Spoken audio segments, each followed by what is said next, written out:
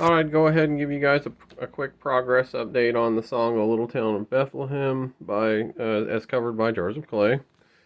Um, there's a lot of this chart in particular. I've got a lot of counts on it, which the first thought is, oh boy, look how anal this is. The issue with this song, in terms of things like if you were to cover it, and you had a band that had only half learned it, which I worked with often. Not that that was bad. We were able to accomplish and play what we set out to play. It just we needed our charts in front of us to keep us on task. Anyway, so a few things to talk about with this chart. A lot of counts, a lot of spaces in between where one line and the next line comes. And so I'm making a note of where counts are so people know when to stop and start. So that is the gist of what I'm doing with that. There are some things to take in, like especially that D with the plus signs. Those plus signs represent eighth counts. Like if I just have the numbers by themselves, those are quarter note counts. If I have something that has a 1 plus, it's broken down into eighths. If I were to have a 1 that had 3 pluses following it, that would be broken down into sixteenths. I am trying to avoid overcomplicating things, for sure. I only see that's the only thing where I actually included the eighth counts, because technically the silent the and the silent stars go by starts on an eighth note. So that's my way of trying to note that you'll need to start on the plus, the 4 plus of that measure. It's real fast. And a lot of people, I mean, when you cover this stuff, if you have a good rhythm section in say you're in a band, or even your bass guitarist is thumping along at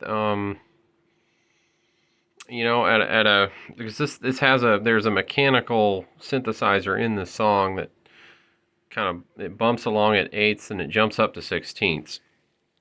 I figured that out. By studying sources, that would probably help you know where to be at without even really having to think about it too much. But I'm just making a note of things that are there so that they are noted in the chart. So that's why this chart is having lots and lots of numbers on it. I promise I'm reaching for simplicity when I do this stuff. I'm not trying to make it harder. So the chords are in blue, so they stand out from the black lines and the counts. And if you have a printed out version or whatever, or you're looking at it on a screen, it'll look a lot better than it does in this video. Where chords happen, I highlighted the particular count number in blue. I considered doing it in a different color. Right now I'm going with blue. If you guys comment and say, you know what, that should be in red, or that should be in some other color. Yellow is probably not good because it's too bright.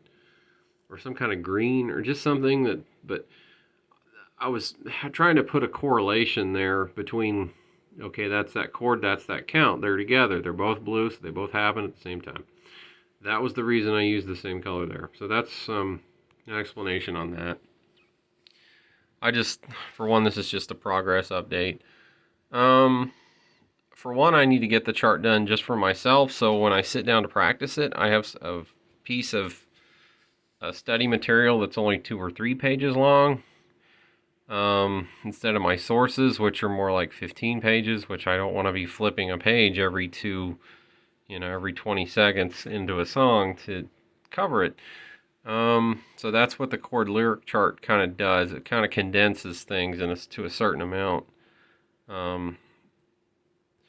So if I did need to have something in front of me, I could probably lay out all the pages next to each other if I have what might be a somewhat wider music stand, like the one I have behind me here that I purchased from my local music store instead of a big national one. So hopefully I was helping the local brand there.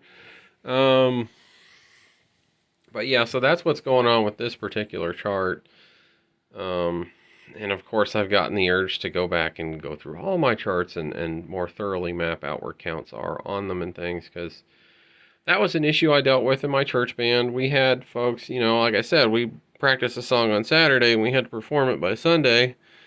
And sometimes, folks, even if you send out the song like on Monday, their lives are busy and they're not going to have time to sit down with the music until Saturday. So this is a way to try to make it so the song is learnable in, a 24-hour period or whatever. And I heard of bands that did it in even shorter times, and I don't know if I'd survive in those kind of bands, in those environments.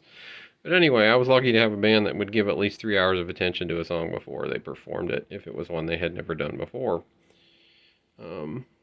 So like I said, this song has a lot of empty space in between lines and things, so that is the big reason for all the numbers there.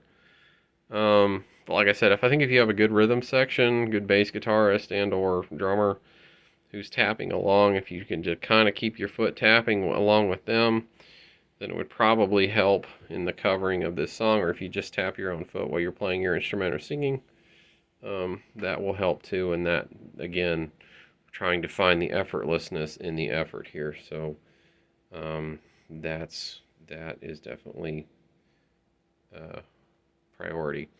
All right, well, there's enough explanation on that, I suppose. Comment and let me know what you think of this chart, if it's too much or it's not enough, even. Because, Lord, I feel like it's already borderlining it too much. Thanks.